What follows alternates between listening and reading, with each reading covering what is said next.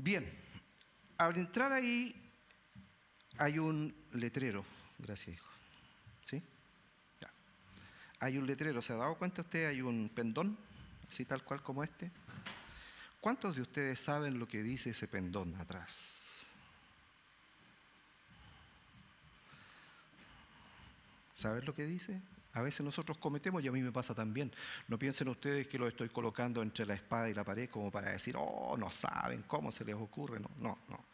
Pero es interesante y es importante que nosotros podamos atender también lo que está pasando a nuestro alrededor. Y el pendón que está ahí atrás tiene una lectura, ¿ya? Tiene un propósito. Como el pendón que está acá adelante, que habla acerca de lo solidario, ¿no es cierto?, en los tiempos de escasez. El pendón que está ahí atrás, una de las cosas dice que la idea es que esta iglesia, que esta comunidad sea una comunidad reconocida por la sociedad como una iglesia sana. Sana. Y todos tenemos en claro lo importante que es estar sano, ¿verdad? Cuando me duele algo, sea lo que sea, no estoy 100%, estoy de una u otra manera, aunque no quiera, estoy preocupado, ¿ya?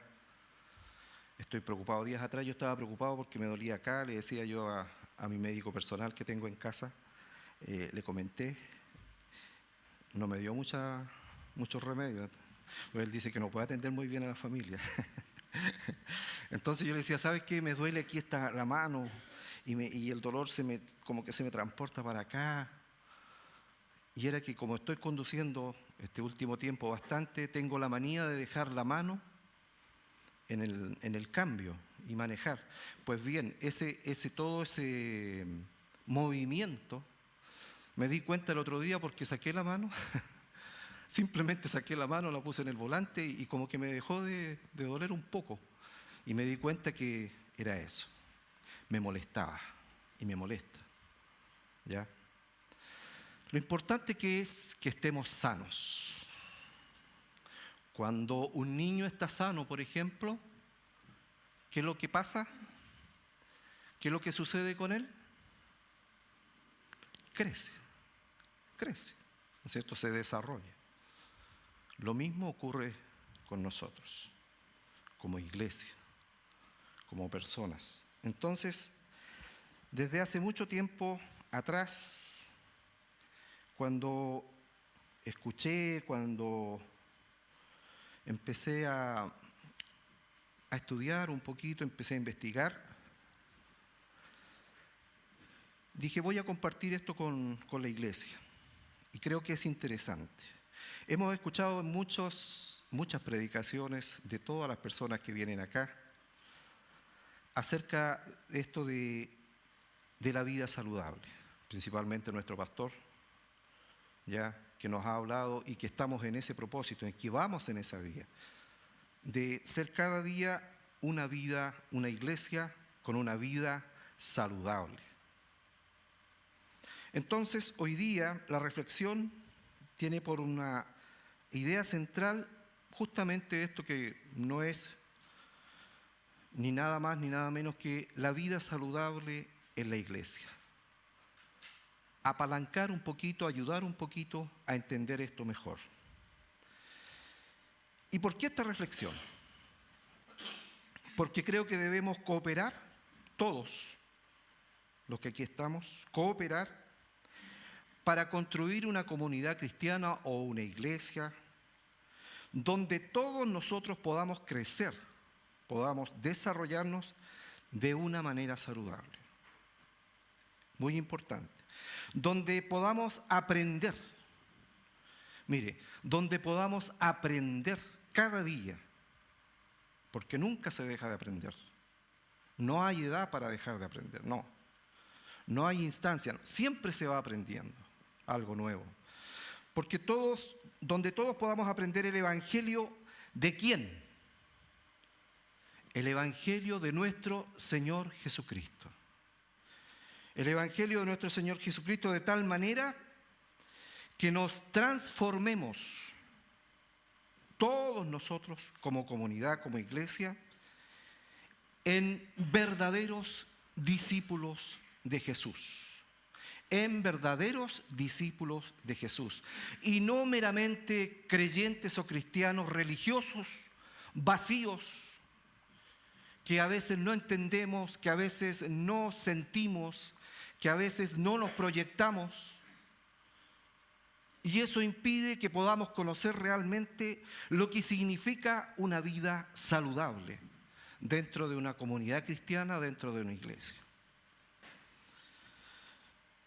En la palabra de Dios encontramos muchos principios, muchos fundamentos, muchas verdades. Y esta historia que vamos a leer llama la atención porque ella es desafiante. Ella nos desafía. Es en extremo desafiante. A través de esta historia quiero compartirles hoy día, o quiero que todos juntos aprendamos acerca de cuatro compromisos. Cuatro compromisos, cuatro experiencias para una vida saludable dentro de nuestra comunidad, dentro de nuestra iglesia. Y esta lectura está basada en el libro de Hechos. Trajo su Biblia, donde la tenga ahí. Acompáñenme en la lectura. Hechos capítulo 4, versículo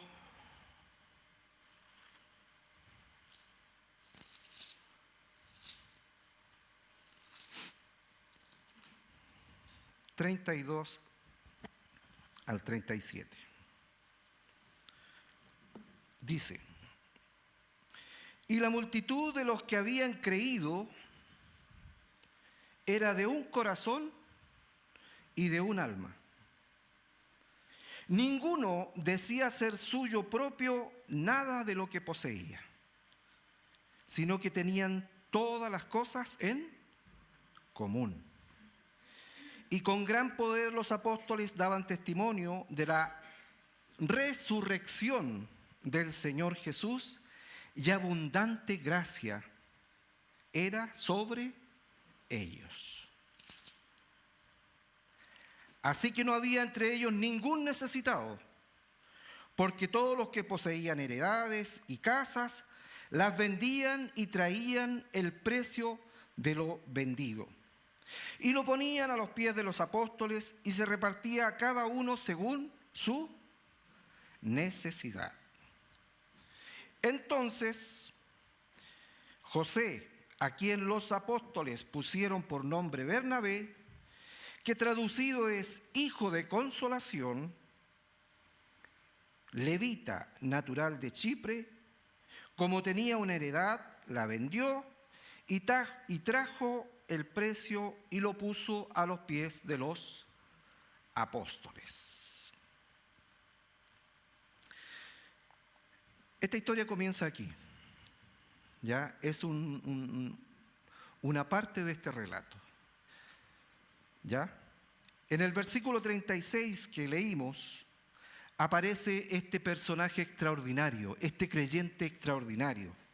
Ya no hay otra manera de decirlo. De las páginas de la Biblia.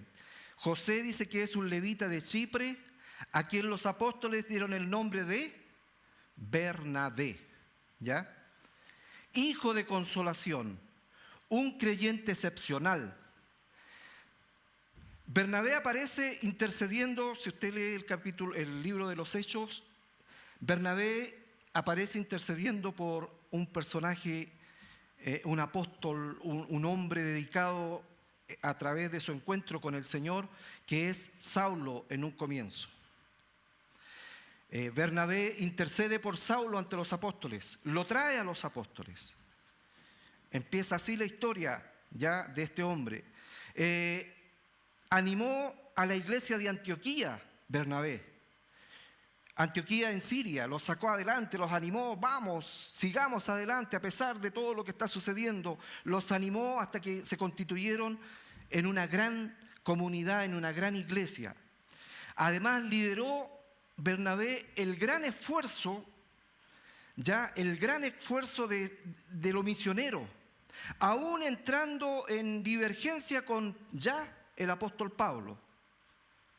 Lo importante, el foco era hablar de la palabra del Señor, salir a todo el mundo, y las discusiones pequeñas, esas de que si este va con nosotros o no va con nosotros, eso quedaron a un lado. Lo importante era hacer misión. De este Bernabé estamos hablando, un creyente excepcional. El versículo 37 habla de algo importante, que este era el espíritu de la comunidad cristiana de ese entonces. Compartir todo, un espíritu de colectividad, un espíritu colectivo, Y eso es lo importante de lo que estaba sucediendo en ese entonces. Ahora bien, ¿cómo se relaciona con lo que nosotros queremos comentar?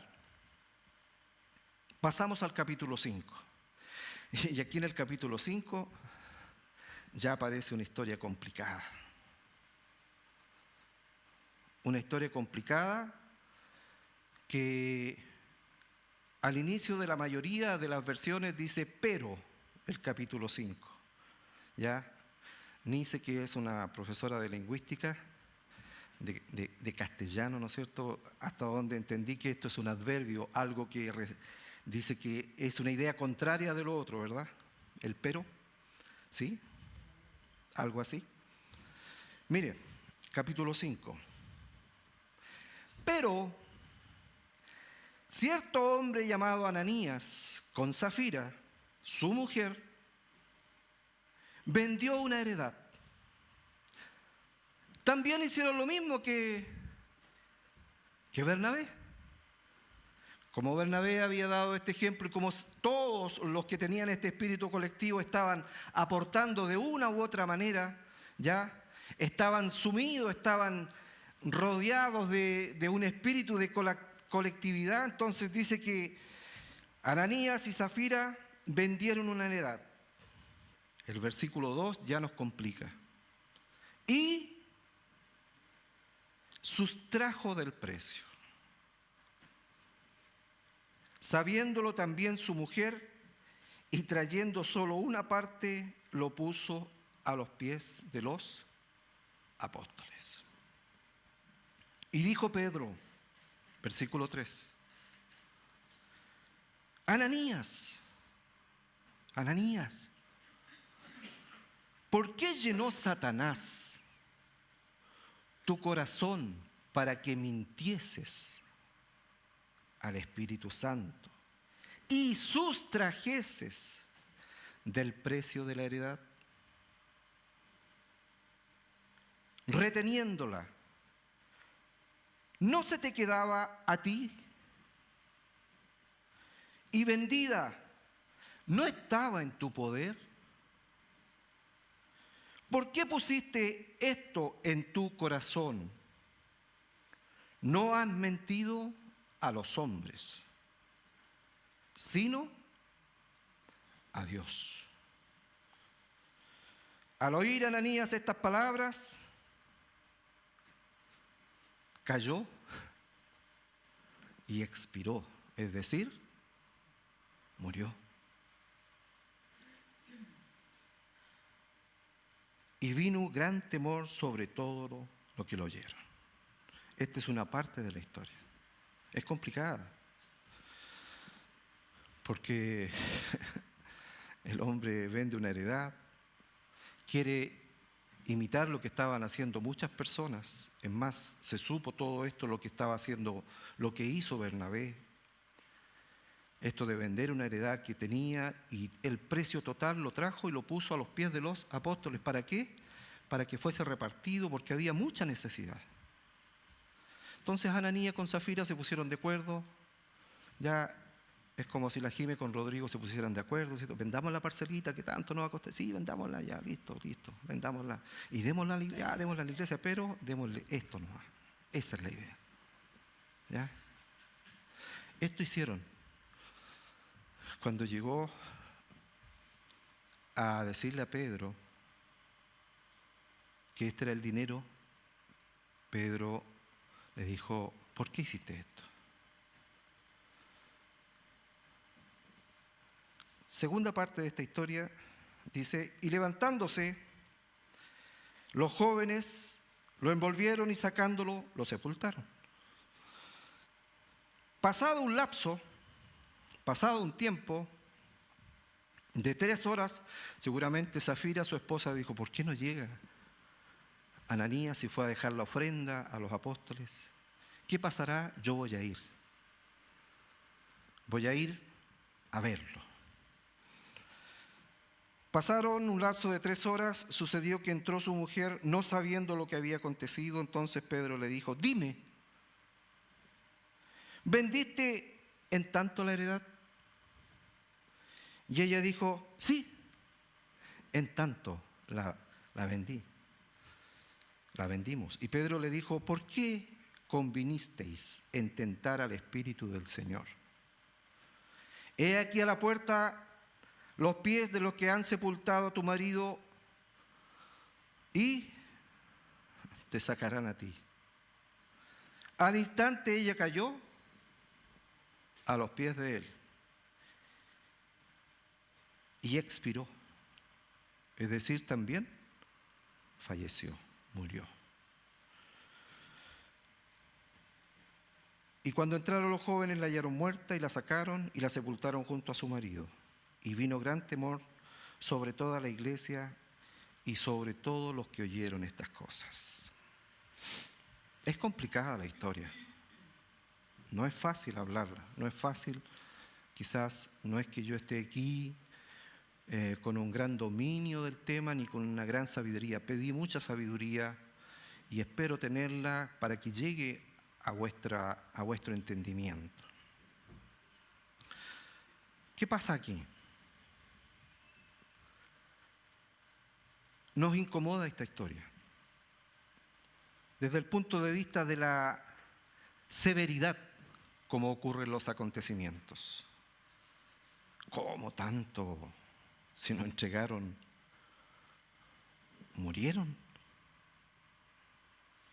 ¿Qué pasó ahí? Pedro les quitó la vida, la iglesia les quitó la vida. Tanta severidad, tanto castigo para una situación tan pequeña a lo mejor.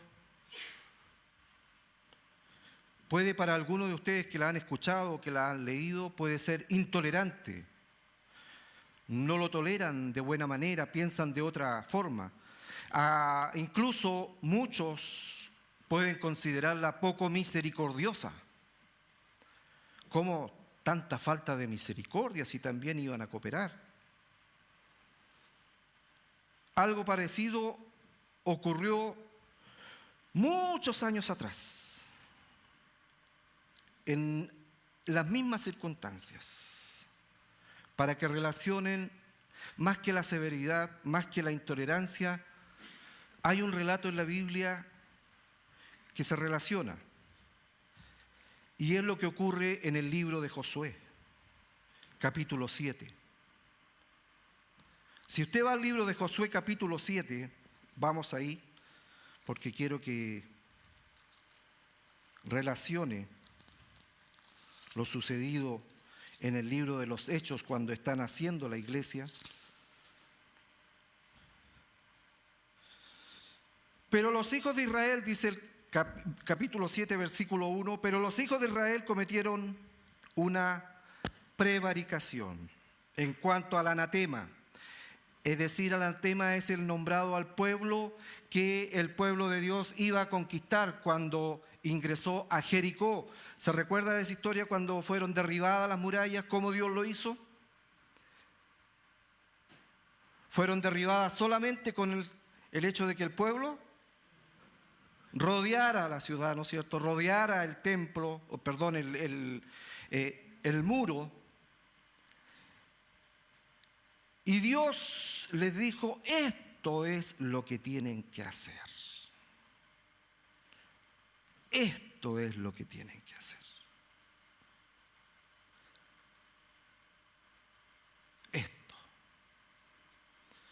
Si hacen esto, ténganlo por seguro que la victoria va a ser de ustedes. Pero los hijos de Israel cometieron una prevaricación en cuanto al anatema, porque Acán, hijo de Carmi, hijo de Sabdi, hijo de Sera, de la tribu de Judá, tomó del anatema, y la ira de Jehová se encendió contra los hijos de Israel. ¿Por qué se encendió la ira de Dios sobre los hijos de Israel? Porque los instruyó y les dijo: confíen en mí, lo vamos a hacer de esta manera y vamos a alcanzar la victoria. Pero una cosa les pido: no tomen, no saquen, no se dejen nada para ustedes. ¿Verdad? Así dice el relato. El versículo 19. Entonces Josué dijo a Acán: hijo mío, da gloria a Jehová, Dios de Israel, y dale alabanza. Y declárame ahora lo que has hecho. No me lo encubras, por favor, dime lo que has hecho. Porque hay algo que está pasando. Hay una situación que, mira, a todo el pueblo nos está afectando.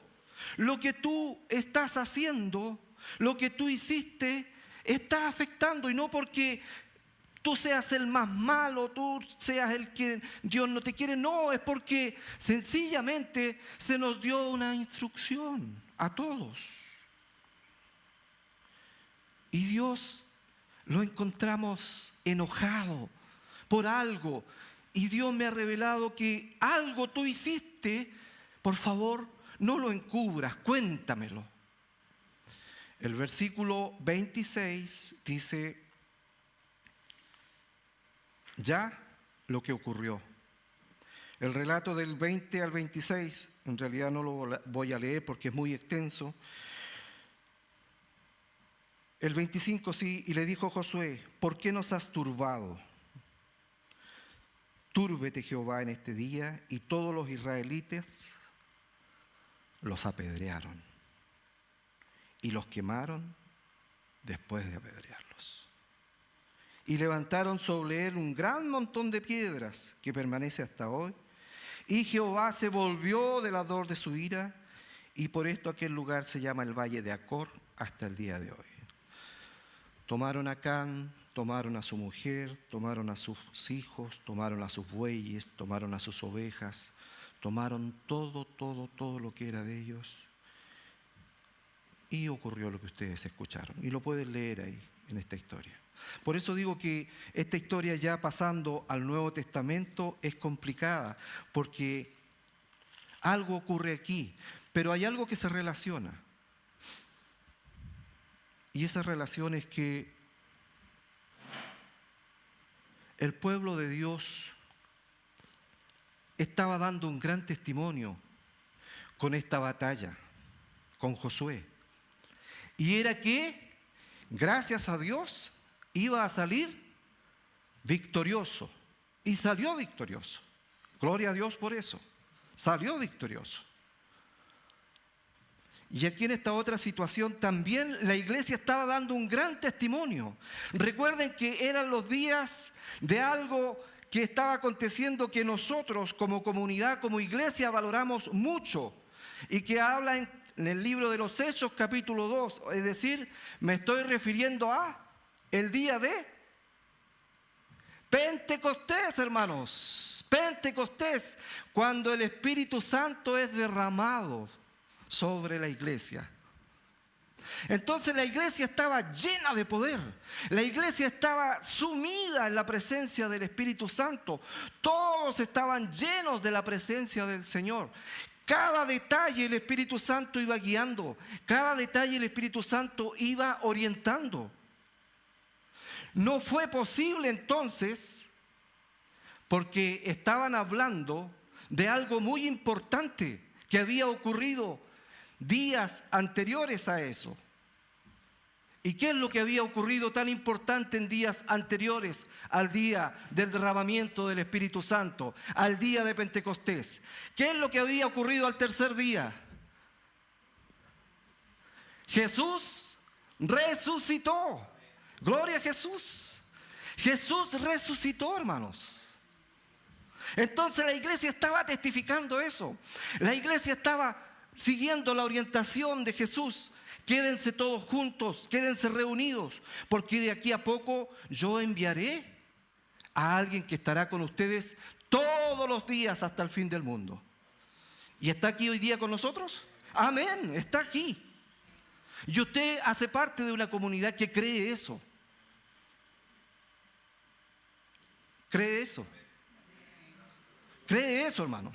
¿Cree que el Espíritu Santo está ahí a su lado? Yo lo creo, hermanos. Yo lo veo. Lo veo en el sentido espiritual de que estas sillas que están desocupadas, no están desocupadas, hermanos. El Espíritu Santo está aquí con nosotros. Y nos acompaña y nos orienta. Y para eso creemos y hemos vivido todos estos años creyendo eso. Entonces es esta la relación. Acán, Ananías. Acán, ¿qué es lo que hizo? Tomó, dice que un lindo manto. Tomó lingotes de oro, tomó plata, tomó cosas preciosas del anatema, las envolvió, hizo un hoyo, dice, en su tienda y ¡pum! Lo escondió. Y dijo, va a pasar todo esto y después yo voy a ocupar todas estas cositas. Pero no fue así, hermanos. Dios muchas veces para nosotros, cuando no conocemos, cuando no entendemos. Estos días atrás, hago un paréntesis acá, tuvimos y estamos teniendo algo que es maravilloso, hermanos, de inducción para gente que quiere servir, para gente que quiere cooperar, para gente que quiere ayudar en la iglesia. Y es tan interesante, hermanos, y todos coincidimos en que verdaderamente tenemos que estudiar, que tenemos que conocer, tenemos que aprender la palabra de Dios. Porque a través de ella, el Espíritu Santo nos va instruyendo. ¿Concuerda conmigo? Hágalo, hermanos, hágalo. Porque de esa manera usted va a ir entendiendo muchas cosas que ocurren a su alrededor también. Ocurren en su vida, ocurren en su familia, ocurren aquí en la iglesia, ocurren en su ciudad, ocurren en el mundo. Entonces, en ambos casos el testimonio del pueblo, de la iglesia, estaba en riesgo. ¿Debido a qué? Debido a una distorsión, debido a una turbación, a una distorsión de qué y de quién. ¿Quién es el que a veces distorsiona nuestros pensamientos, nuestros deseos, nuestras intenciones? Hay alguien que lo hace. Y ese es el maligno, Satanás. Sí,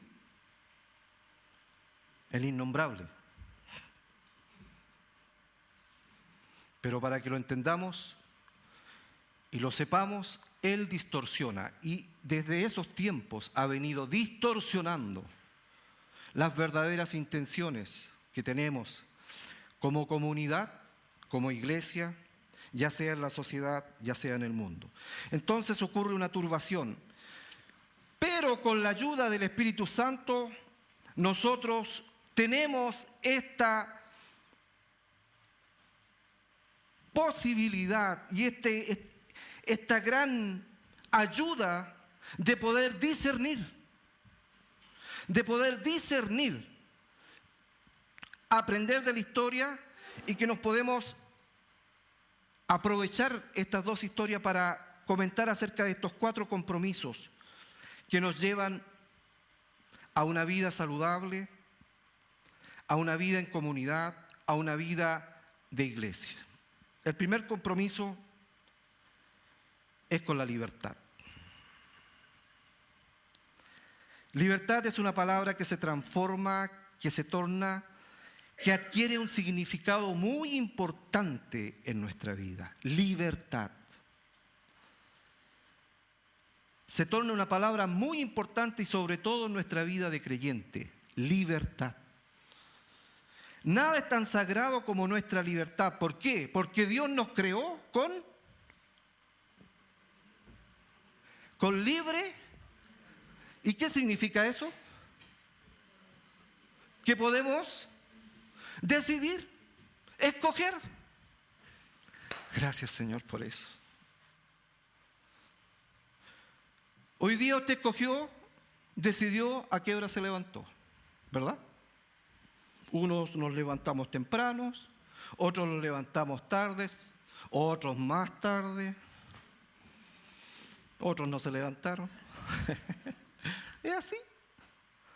Usted escogió a la hora que tomó desayuno. Unos tomaron a las 7, otros tomamos a las 8, otros no tomaron. Usted escogió lo que tomó de desayuno. Unos se comieron unos huevos fritos, otros comieron pan con mantequilla, con palta, otros comieron una ensalada de fruta, otros simplemente tomaron un té. Pero usted, ¿qué es lo que hizo? Decidió, escogió.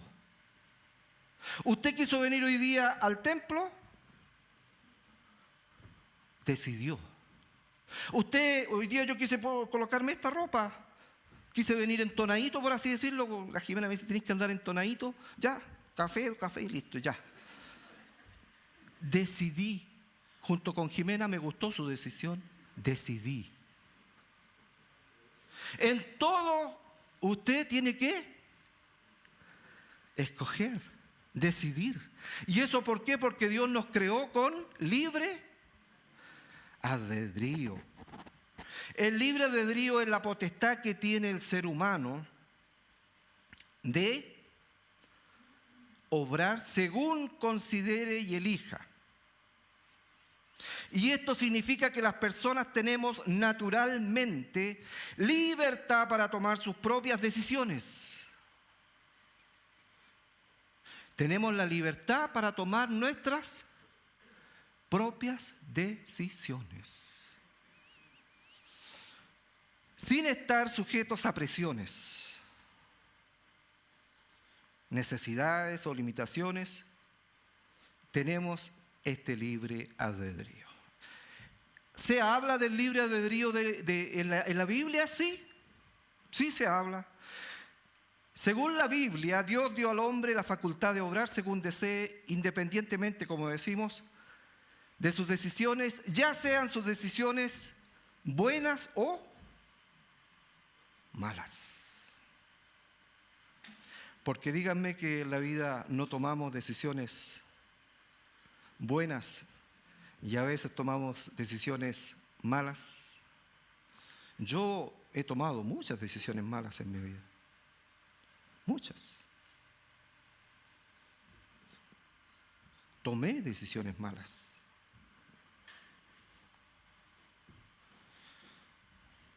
Tomé decisiones malas. Y esas las comento muchas veces con la familia, con los hijos, para que esas decisiones no se vuelvan a repetir. Entonces, ¿aparece en la Biblia? Sí. Hay muchos pasajes bíblicos que apuntan a la libertad de los hombres para elegir el camino que han de tomar. Mire, el mismo libro de Josué. ¿Se recuerda de ese famoso pasaje de Josué? Casi al final, ya en el capítulo 24, Josué junta a todo el pueblo y le hace una exposición de todo lo que han pasado. Porque Josué, recuerden que tomó el liderazgo después de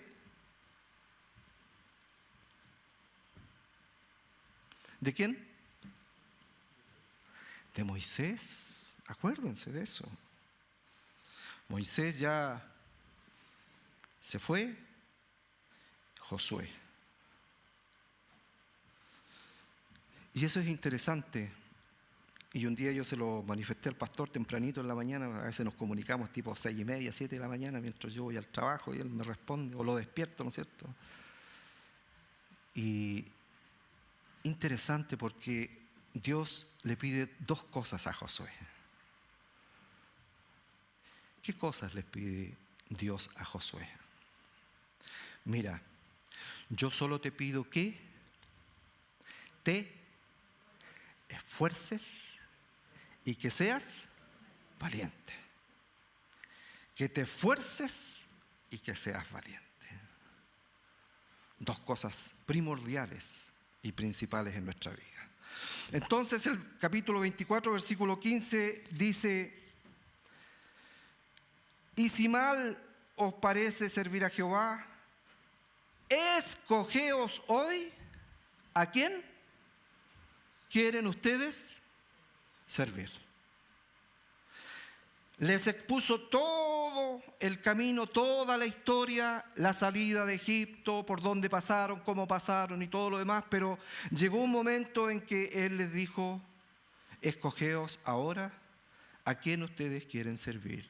Si quieren servir a Dios o quieren servir a otros dioses. Entonces está ahí el libre albedrío. Hagan como ustedes consideren lo más sano para ustedes, entre comillas.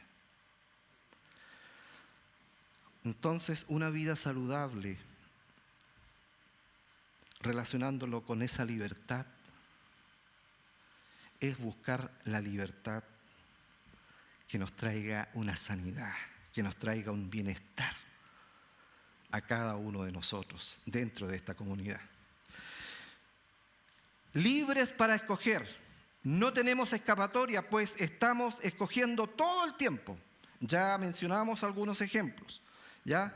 Es más, somos libres incluso somos libres para aceptar servir a Dios o no. Somos libres para aceptar servir a Dios o no. ¿Por qué decimos esto? Porque es una prerrogativa humana de escoger. Somos libres para decidir si aceptamos servir a Dios o no. En este sentido de tomar estas decisiones, el Evangelio es una invitación, entonces, a tomar una decisión. Jesús, cuando se presenta para las personas, dice, tanto en Lucas como en Mateo, como en Marco, en estos 3 evangelios están registradas las palabras de Jesús. Si alguien quiere,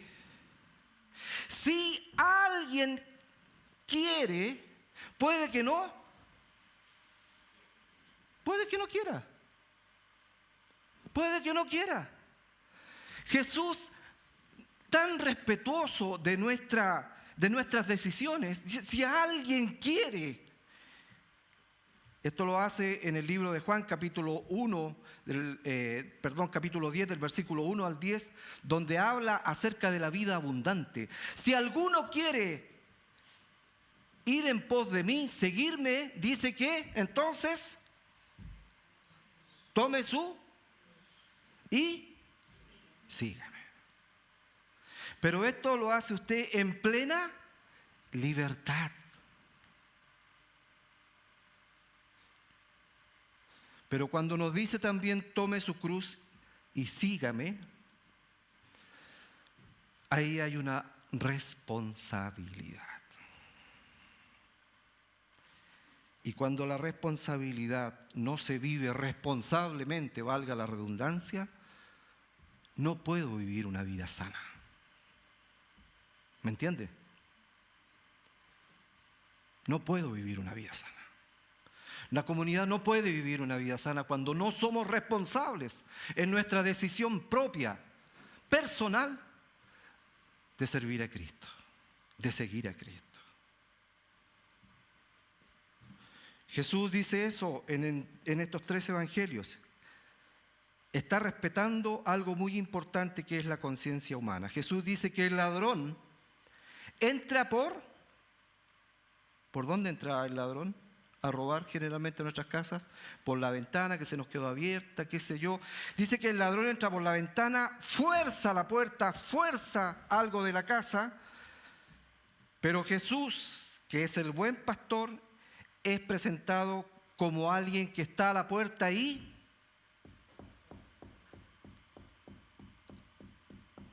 toca.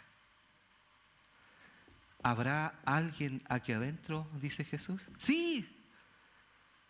Y Jesús dice, ¿puedo pasar? Y ahí está esto de la libertad, en que usted puede decir, sí, Jesús, pasa, entra que te estoy esperando.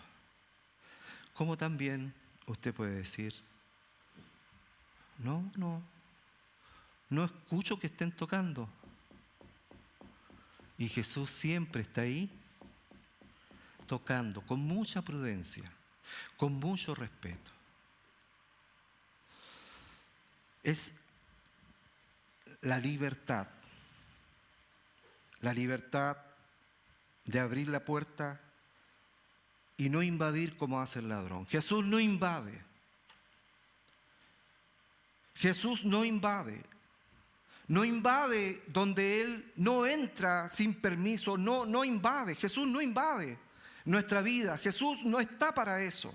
Jesús viene para darnos vida, dice, y vida en abundancia. Abundancia. Lo importante que es la libertad. Esto es un principio fundamental para entender el Evangelio, mis queridos hermanos, y comprender de mejor manera esta historia de Ananías y Zafira. ¿Por qué? Pedro le dice a Ananías, Ananías, ¿el terreno no era tuyo? Ananías, ¿el dinero por el cual vendiste el terreno no era tuyo? Tú podías hacer lo que tú quisieras con el dinero. Sí, y el problema no fue que entregarías la mitad o no entregarías nada, o la cuarta parte, o lo que fuera. El problema fue que Ananías y Zafira, ¿qué ocurrió ahí? Mintieron. Porque dijeron, no, si lo vendimos en esta cantidad, por eso traemos esto.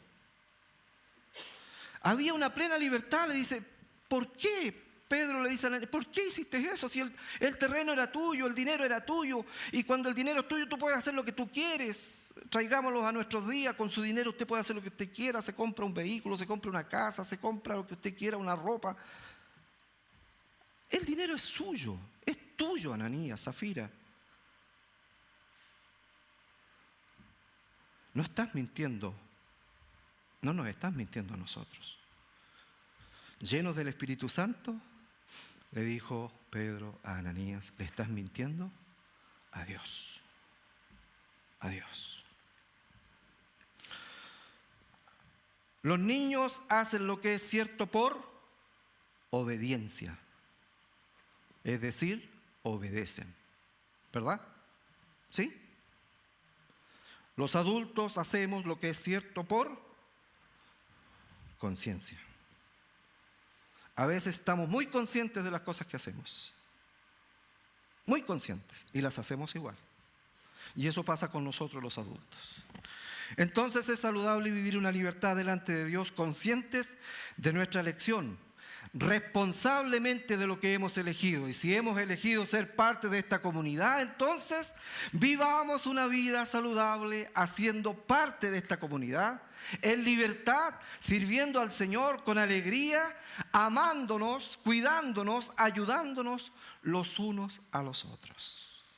En eso Dice el libro de los Hechos, capítulo 2, que ocurría todo eso en la comunidad, en la iglesia naciente, y que no era necesario andar pendiente de que si estaban creciendo o no estaban creciendo. No, porque dice que el Señor, en vista de ese ambiente que había, ¿qué es lo que hacía el Señor? Añadía a la iglesia los que habían de ser salvos. Gloria a Jesús, glorificado sea el Señor. Glorificado sea el Señor por eso. Nos pasamos la vida siendo controlados, ¿sí o no? Monitoreados. ¿Ya? Los que hablan más de tecnología dicen que de repente nos van a poner un chip aquí abajo y todo lo demás. Y que nos van a decir hasta dónde vamos. Bueno, de hecho hoy día el celular, el GPS. ¿Ya? Por el celular la Jimena sabe dónde yo estoy, a qué hora voy a llegar y todo eso. Me tiene controlado de esa manera. Nos pasamos la vida siendo controlados, con una lista inmensa de obligaciones a las cuales nos debemos de someter. Pero el Evangelio, hermanos, el Evangelio, la iglesia, la comunidad, no puede ser algo que nos someta, no puede ser algo que nos controle, no puede ser algo que represente una carga para nosotros. No. Tiene que ser algo que nos alegre, algo que nos ayude. Dice Jesús, ustedes conocerán la verdad y la verdad los hará.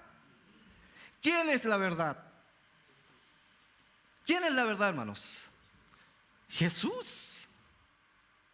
Cuando yo tengo a Jesús conmigo, vivo en libertad. No para hacer lo que yo quiera, cuando quiera y con quien quiera. No, se trata de esa libertad. Se trata de que Jesús, a través del Espíritu Santo, Jesús y el Espíritu Santo me orientan para tomar las mejores decisiones. Que vayan a mi vida para tener una vida sana dentro de la comunidad principalmente.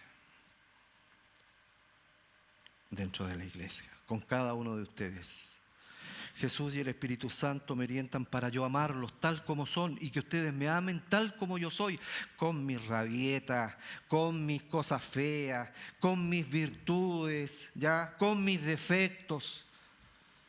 Es Jesús y el Espíritu Santo que nos hace aceptarnos tal como somos los unos con los otros, y que esas equivocaciones que a veces cometemos los unos con los otros, el Espíritu Santo nos orienta y nos dice no.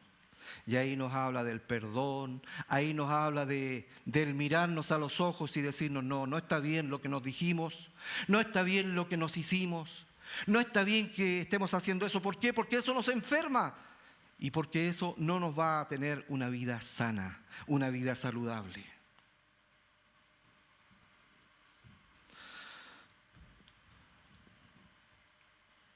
La segunda experiencia, libertad, es la verdad.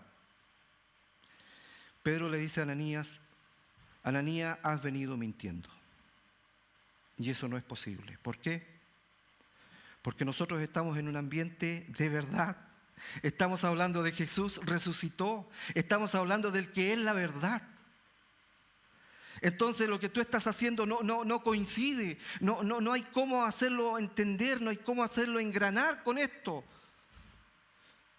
Y eso es porque en realidad permitiste que se turbara, que se distorsionara tu pensamiento, tu conciencia. Libertad, verdad. Seamos verdaderos entre nosotros. ¿Por qué? Porque Jesús es verdad. Y si yo digo que amo a Jesús, si nosotros decimos que adoramos a Jesús, estamos adorando a la verdad. Por lo tanto, debemos de andar en verdad los unos con los otros. En mi trabajo se hace muy necesario, ¿sabe? Dios me ha bendecido con un trabajo, tengo a cargo personas, y nosotros necesitamos por nuestro trabajo hablarnos con la verdad. Yo trabajo en una bodega, en 2, 3 bodegas, entonces necesitamos decirnos la verdad, decir, ¿cuánto hay? Hay 5. Por favor, dime la verdad. Porque si van a ir a preguntar cuánto hay y encuentran 3, ¡oh! Entonces, tenemos que hablarnos, hermanos, con la verdad. Y a veces la verdad duele, pero tenemos que hacerlo. Porque eso va a ir desorientando al enemigo para que no nos distorsione nuestra cabeza, no nos distorsione nuestro pensamiento, nuestra conciencia. Porque va a decir, el Espíritu Santo está viviendo allí, como lo dijo el pastor, y como lo han dicho muchas otras personas, está viviendo ahí en tu corazón, está viviendo en tu mente. No hay forma, no hay motivo alguno de distorsión. Libertad, verdad, otra experiencia que nos lleva a una vida sana, saludable. La tercera es solidaridad, que en otras palabras hemos entendido como generosidad. ¿Por qué se da esta situación? Se da esta situación porque Jerusalén, todo el sector estaba viviendo una gran hambruna. Y la iglesia en este ambiente colectivo estaba haciendo una obra maravillosa a tal punto de que no había, dice, ningún necesitado, porque todos tenían las cosas en común. Hoy día quizás no sea necesario vender esto otro, pero sí Dios de lo que nos ha dado, podemos nosotros ayudar a otros. Hoy día con lo que usted ha traído, hermano, simplemente, entre lo que usted ha aportado en este canastito, ya llevamos ayudado a 4 familias. Un aplauso por eso, hermanos. 4 familias que se han visto beneficiadas. Familias que son de nuestro entorno y otra familia que ni siquiera nos conoce, pero fuimos y dijimos, aquí está, reciba esto, con mucho amor, con mucho cariño. No es mucho, pero sí que le va a ayudar en algo. Cuando hay solidaridad, hay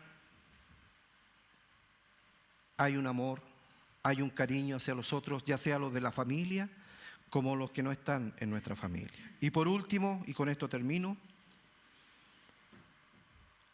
la espiritualidad. La espiritualidad. Libertad, verdad, solidaridad, espiritualidad.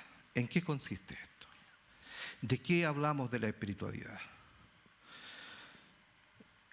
En el pasaje que hemos leído en el libro de Hechos, capítulo 5, lo que hemos leído tiene a Jesús en el centro, ¿verdad? La iglesia está empapada de la resurrección de Jesús. Está ahí también el Espíritu Santo. Pero también aparece este personaje que mencionamos anterior y que ya no vale la pena mencionarlo más tampoco, pero aparece ahí. Ya dijimos, distorsionando, mal actuando en el corazón de Ananías y Zafira. El Evangelio dice, es poder de Dios para salvación de a todo aquel que cree. El Evangelio es poder de Dios para salvación de todo aquel que cree. El Evangelio no es una filosofía de vida. No es una filosofía de vida. Lo que ocurría ahí era algo verdadero. Jesús resucitó y la iglesia estaba pero alborotada, por así decirlo, con esa gran noticia que Jesús había resucitado. Había resucitado Jesús. Había cumplido su palabra y el Espíritu Santo estaba ahí con ellos. Entonces la vida espiritual de esta comunidad era inmensa, era una glorificación, era una exaltación. Todo lo que ocurría era dirigido, era orientado por el Espíritu Santo. Hoy día en especial no hacemos nosotros este culto para un personaje histórico o heroico llamado Jesús de Nazaret. No lo hacemos. Lo hacemos para Jesús, que es el Señor de señores y Rey de reyes. Para Él lo hacemos. Jesús es el Dios vivo, hermanos, y verdadero en todo tiempo. Y en todo tiempo también, y esto tenemos que decirlo porque lo hemos vivido, hemos lidiado con el enemigo. Hemos lidiado con el enemigo. Y en el Señor y en el Espíritu Santo, porque nosotros no podemos, nosotros humanamente no podemos, es en el Señor y en el Espíritu Santo que hemos lidiado con el enemigo. Y muchas veces nos han dado ganas de salir arrancando porque nos da miedo. Pero no es la lucha contra nosotros, ni en nosotros. Es Jesús y el Espíritu Santo que está con nosotros y nos ayuda a lidiar y a pelear con el enemigo. Porque día a día es una lucha. Por eso que la espiritualidad, la cercanía con Jesús, la cercanía con el Espíritu Santo, el canto, la alabanza, la oración, el estudio de la palabra, nos lleva a vivir esa espiritualidad, a ser una iglesia poderosa en el Señor y con el Señor. Porque nosotros, humanamente, no podemos. No podemos. Yo le invito a construir esta comunidad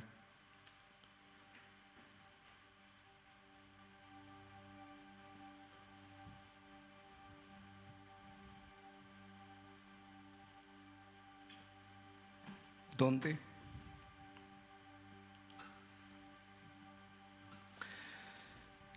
las personas sean libres. No se sienta aprisionado por servir al Señor. No se sienta como que amarrado. Sea libre. Sea libre para servir a Jesús. Yo le invito a que seamos una comunidad verdadera. Que nos hablemos y que nos miremos con verdad. Que nuestra mirada cristalina, prístina, que cuando yo esté mirando a Yaret, vea a Yaret tal como es y ella me ve a mí tal como soy, sin máscara alguna. Jesús no se relaciona con máscaras, se relaciona con personas, se relaciona con cada uno de nosotros. Yo le invito a hacer una comunidad solidaria, que vea la necesidad no tan solo en el canasto o en la casa que vamos a hacer, no, sino que hay muchas otras necesidades. Que nos llevemos las cargas los unos con los otros. No sé de qué manera te puedo ayudar frente a esta situación. No sé. No sé.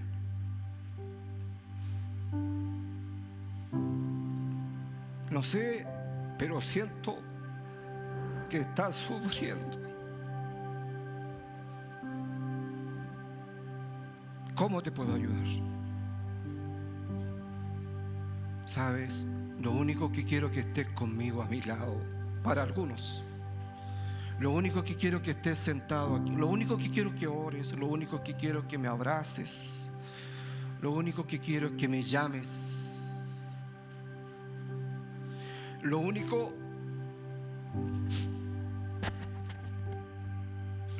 que quiero es que me consideres como tu hermano.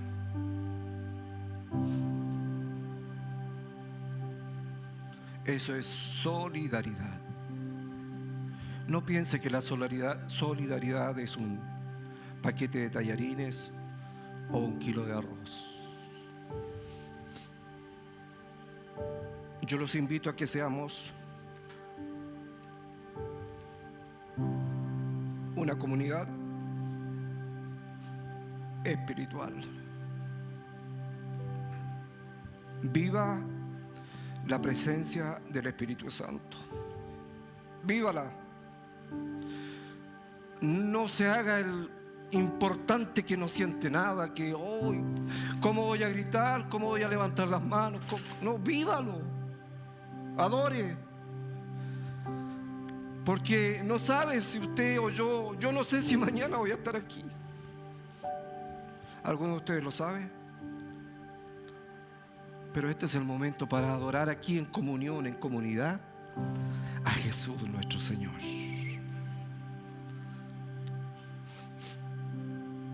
Yo los invito a eso, queridos hermanos, a ser una comunidad libre, verdadera, solidaria y espiritual. ¿Alguno de ustedes quiere venir a orar conmigo aquí?